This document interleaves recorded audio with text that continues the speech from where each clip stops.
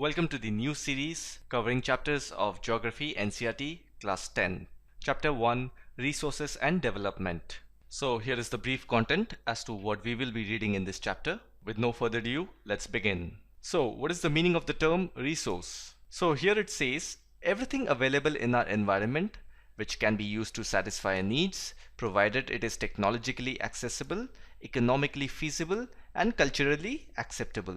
That is defined as resource. Now, we know human beings heavily rely on natural resources. It could be both for building infrastructure or feeding the population. Now, you need to understand that there is a cost associated with everything. If a resource can be easily extractable or usable, that's a good sign because it will heavily reduce the cost. So for that, we need to have good technology. That is what is technologically accessible means. Now, economically feasible. So previously in the videos I have told you the meaning of economics is resource allocation. If the particular resource cannot be allocated efficiently amongst the people, citizen or population, then it will be difficult to distribute because then the market forces are going to act on it, like increase in prices or decrease in demand, and that can actually make the market unstable, and no country would like to have that. So that is the meaning of economically feasible. And then comes the term culturally acceptable. It is pretty easy to understand because it means that it needs to resonate with the community. Now I'll give you a very simple example for this. So if you see in the market, we have multiple variety of single product. Do you know why is it so? Because everyone can resonate and accept it as per their own benefit. For example, if a particular community or a particular person doesn't like some product, we can always have an alternative to that. So these kind of things are very important when it comes to resource. So this interdependent relationship is very important to understand. So I hope you get what I'm trying to say.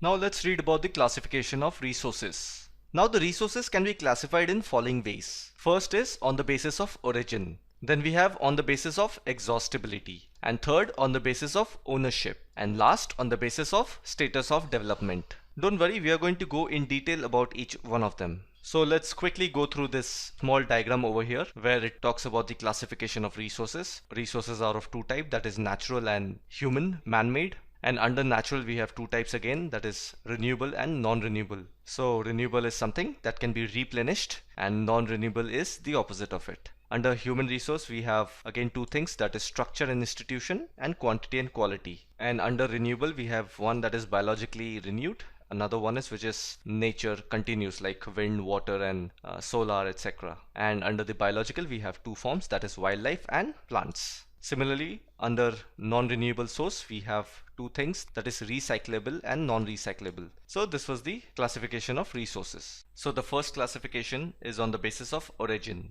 that is biotic and abiotic. So what is the biotic resources? These are obtained from biospheres and have life, such as human beings, flora and fauna, fisheries, livestock, etc. The meaning of biosphere itself means where the living organisms exist. And then coming to abiotic resources, all those things that are non-living things, they are called abiotic, like rocks and metals. So biotic means living organisms and abiotic means non-living things. And the second kind of classification is on the basis of exhaustibility, that is renewable resources and non-renewable resources. So what is renewable resources? The resource that can be renewed or reproduced by physical, chemical or mechanical process, that is called renewable or replenishable resource. Some examples are solar power, wind power, water, forest and wildlife. And further, this kind of resource can also be divided into continuous or flow. So the meaning of continuous is which does not have a stop. For example, wind energy and solar energy, this will not be stopped anytime, it will be continuous. And by the meaning of flow we mean water, forest or wildlife. So water will come again in the river only if there is rainfall.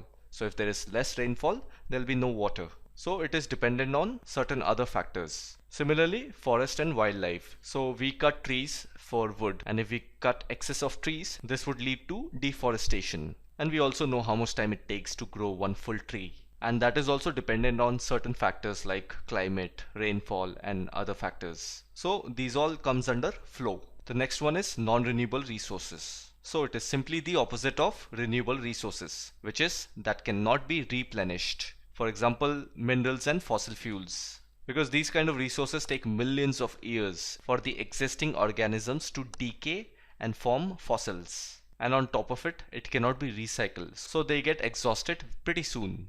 And the third type of classification is on the basis of ownership, whether the particular resource is individually owned or community based or nationally owned or internationally owned. So what is the meaning of individual resources? So they are owned privately by individuals.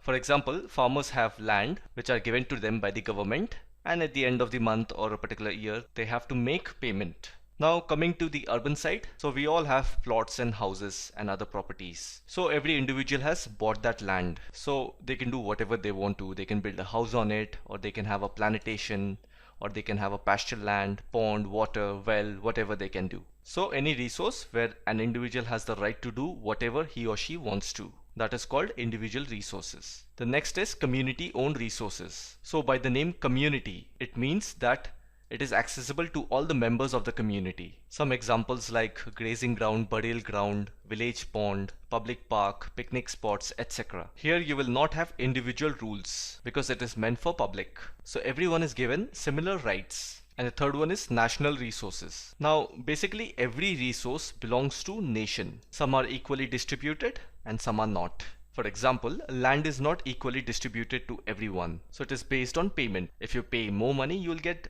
larger piece of land. That is all because the government has the legal power to acquire everything. That's why you must have seen to build roads, canals, railway lines. Sometimes private properties are demolished. Of course, they are paid a certain amount by the government. But what I'm trying to say is that to build these roads, canals and railways for public interest, the government has the legal power to acquire private properties. Now all the minerals, water resources, forest, wildlife, everything within the political boundaries of a particular country, the government has the control over all of this. And that is why it is called as national resources. And the last one is international resources. So for this we have international institutions and bodies like the United Nations and other such bodies. So one good example of international resources is the oceanic resources. For example, any country that is near to the ocean or water body can have control over 200 kilometers of ocean. That is right from the land boundary of a particular country till 200 kilometers of the ocean body. And beyond that, it is called open ocean, and no individual country can utilize this. And that country will not have any kind of jurisdiction. That's why when a big ship passes by a country's border that is within the 200-kilometer limit, that particular country has the right to stop it, check it, or check for legal matters associated with it. But if that ship is beyond the 200-kilometer radius, nobody can stop them because they don't have any jurisdiction. They can flow freely on an open ocean.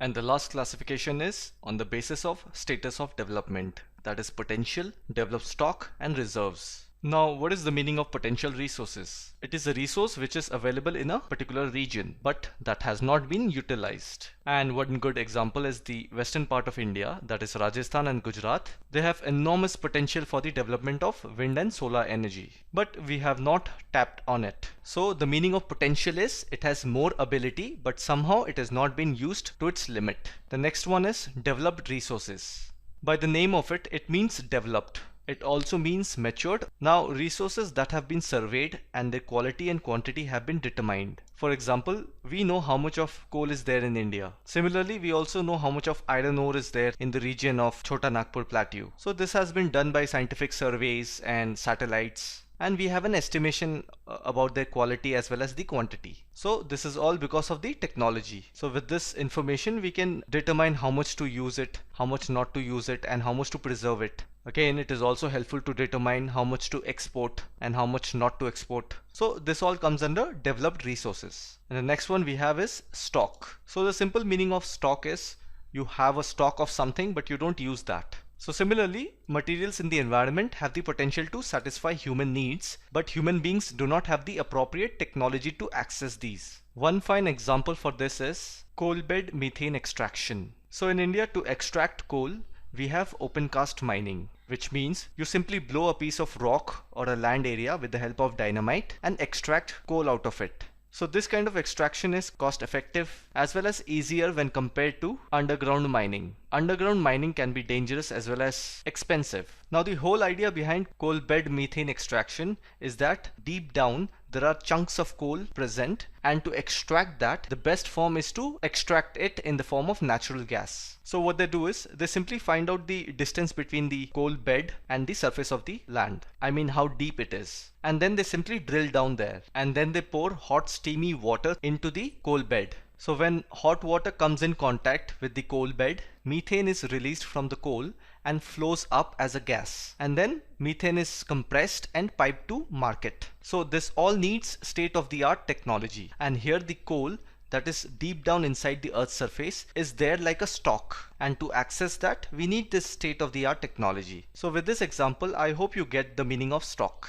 And the third topic is development of resources. So when we say development of resources, we simply mean planning of resources, because human greed is the reason behind depletion of resources. At the speed at which we are consuming these resources, it's soon going to be exhausted. And after that, we also have accumulation of resources and few hands. Only the rich and few people have access to certain resources. For example, in India, how the Reliance industry controls the electricity as well as the oil part of the natural resource. Similarly, we have the Tata Steel and few other competitors who control the iron part of it. So if you have few people controlling the large chunk of resources, then the society is divided into two segments, that is rich and poor. And then not to mention global warming, ozone layer depletion, environmental pollution, all are caused because of unthoughtful utilization of resources. So this all problem calls for a proper planning of resources. And with that, it brings us to a new topic called resource planning in India.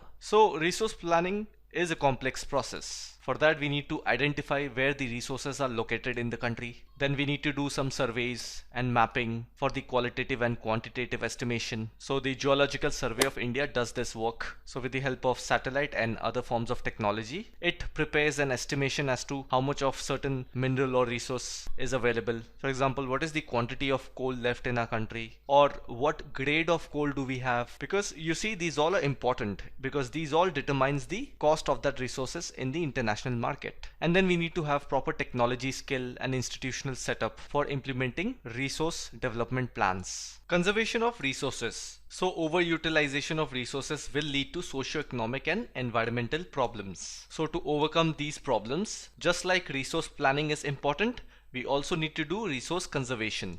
And the next topic is land resources. So land is the most important natural resource, because it supports natural vegetation, wildlife, human life, economic activities like transport, communication systems, etc. So we also need a careful planning in terms of the usage of land. So India has a variety of relief features like mountains, plateaus, plains and islands. And all of this plays an important role in some way or the other. For example, it is because of the mountains that we have perennial rivers that flow continuously and forms some rivers. And because of the flow of these rivers, the plain lands of India has rich fertile soil for agriculture. And because of islands, we have huge coral depositions, and that attracts a lot of water species and fisheries. And then the plateau regions are rich in reserves like minerals, fossil fuels and forests. So you understand how much land is important and what all we get from it.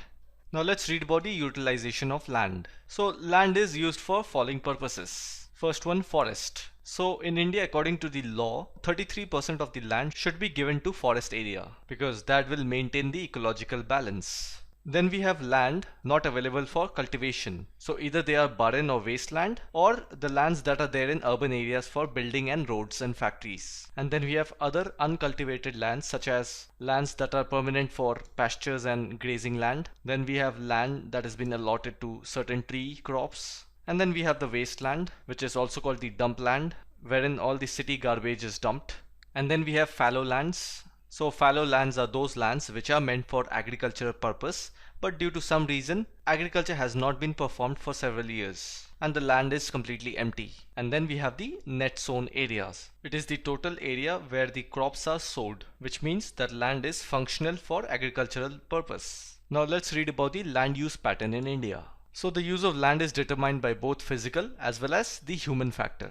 Now physical factors are topography, climate, soil type, etc. And human factor is the population, density, technological capability and culture traditions. Now there is a difference in the land in the plain area and land in the mountainous region, because in the plain area it is good for agriculture, and in the mountainous area it is not that good for agriculture because the land is not suitable. Similarly, climate is very important. If the climate is cold, then the land in that region is suitable for certain types of crops. For example, you see tea plantation. It is famous in the mountainous region of Darjeeling and in the hills of Coromandel region in south. So both this place has mountainous terrain and the temperature is comparatively cooler than the other parts of the country. And then we also have soil that determines the usage of land. So if a particular land has nice alluvial soil, it is good for agriculture. Now coming to the human factor. Population density determines how many people are staying in a particular place. Usually you will see high density of population near the plain areas. That is the region of Delhi, UP, Bihar, Kolkata, because there you have the tributaries of river Ganga, and over the years it has formed plain soil which are good for agriculture. So you see how there is a relation between the physical factor and the human factor, and then we have the technological capability. So places like Hyderabad and Bangalore, which are the IT hub of the country, meaning these places are technologically advanced, so it has given massive boost to the service sector, and a lot of people today are employed in these technological industries. So you see how technology plays an important role. And then we have the culture and traditions. Now places such as Banaras, Haridwar, these are the famous religious places in India. Again, the land use of these areas are so much determined by the human factors. So I hope you get what I'm trying to say. The next topic is land degradation and conservation measures. So this is a topic about how lands in India are getting degraded and what are the measures that we are taking to conserve it.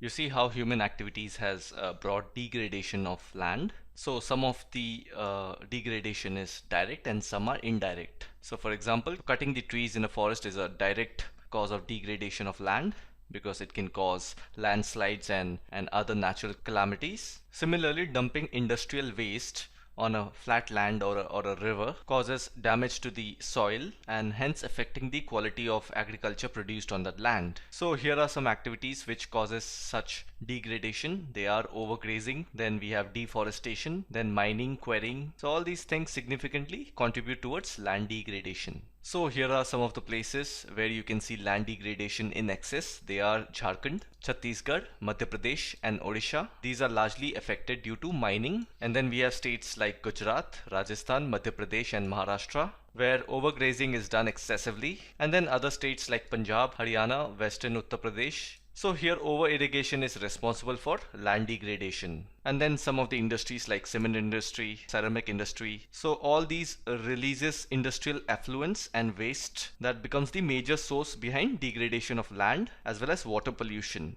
Now some of the steps or measures to solve the problems of land degradation are afforestation, which means planting more trees, and then proper management of grazing. Sand dunes causes soil erosion, so a good way is to grow thorny bushes that will stop the soil erosion due to sand dunes. So all these things you can just read up quickly. Proper management of wastelands, controlling of mining activities, proper discharge and disposal of industrial affluents. So these are some of the crucial steps that needs to be taken towards controlling of land degradation. And the last topic of this chapter is soils. So after land, it is the soil that is the most important resource, and it is also a renewable resource. Remember that. Renewable means replenishes. So how do we get soil? Soil is brought down by the running flow of river. So every time a river flows, it brings large chunk of plain soil. That's why it is called renewable natural resource. Now it is very important for plant growth as well as it supports many types of living organisms. So if you look at this diagram, it shows us the soil profile. So on the top layer we have the soil layer, which is called the upper soil layer,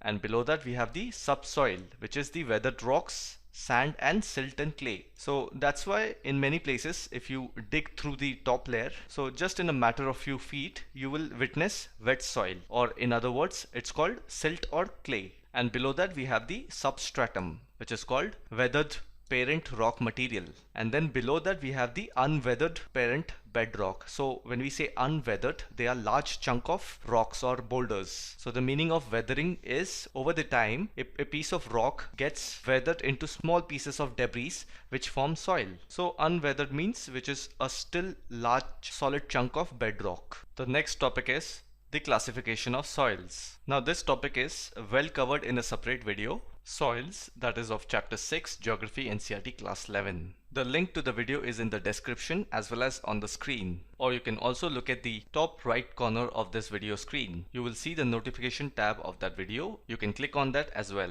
So watch that video. It is going to be plain and simple, and at the end of it, hopefully you will be well versed with the different types of soil.